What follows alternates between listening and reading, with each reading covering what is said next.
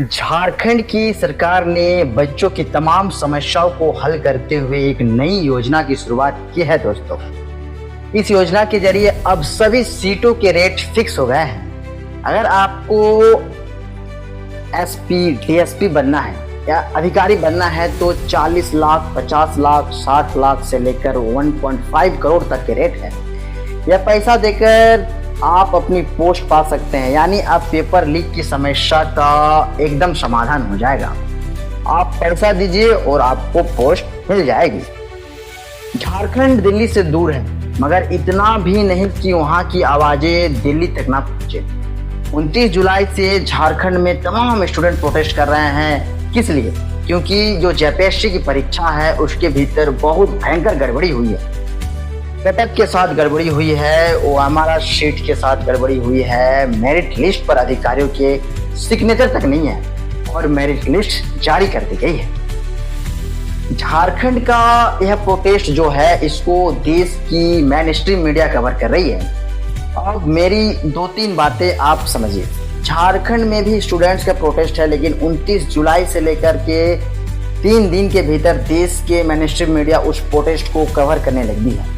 लेकिन दिल्ली के भीतर जो मीडिया चैनल से 20 किलोमीटर की दूरी पर था, उस प्रोटेस्ट को कवर करने में 20 दिन लग जाते थे।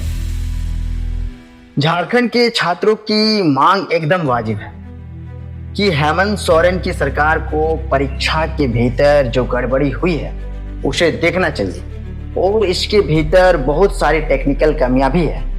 सबसे बड़ी कमी यह है कि जो TDPL नाम की कंपनी थी, जिसको झारखंड सरकार की कुछ एजेंसियों ने खुद ही झारखंड में बैन किया था, 1 महीने बाद उसी कंपनी को फिर से एग्जाम करने की ठेका दे दिया जाता है। और फिर वही होता है कि एक भयंकर धांधली होता है, ओएमआर शीट गड़बड़ी होती है, कटअप में अनियमितताएं होती है और स्टूडेंट इस रिजल्ट से खुश नहीं होते हैं।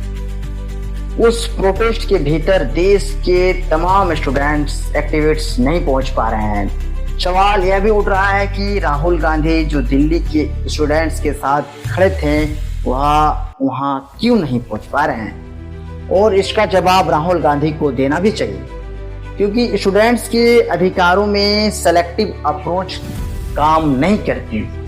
जब आप स्टूडेंट्स के हक के मुद्दे के साथ खड़े होते हैं तो किसी भी स्टेट के हो, आपको वैसे ही खड़ा होना चाहिए। फिलहाल झारखंड की सरकार के एक्शन के बाद 11 लोगों से ज़्यादा, मतलब देखा जाए तो 19, वर्तमान में 19 लोगों की गिरफ्तारी भी हो चुकी है। अब वहाँ पर स्टूडेंट्स प्रोटेस्ट इसलिए कर रहे हैं कि यह एक बार का मसला नहीं है। यह 11वीं 12वीं जेपीएससी परीक्षा थी, यह कई बार का मसला है, और इसका वह एग्जैक्ट हल चाहते हैं जो हल झारखंड की सरकार ही निकाल सकती है। हेमंत सोरेन तक यह आवाज नहीं पहुंच पा रही है, जबकि उनकी आवाज से कुछ किलोमीटर दूर ही यह प्रोटेस्ट हो रही होगी। मेरी मांग यह है कि स्टूडेंट्स चाहे झारखंड के हो, दिल्ली के हो, आपको उनके साथ खड़ा होना चाहिए। बिना बाइशट हुए और बिना हिंदू मुस्लिम एंगल दिए भी मीडिया को उसे कवर करना चाहिए। बाकी आप लोग क्या सोचते हैं इसके बारे में हमें कमेंट सेक्शन पर जरूर बताएं। धन्यवाद।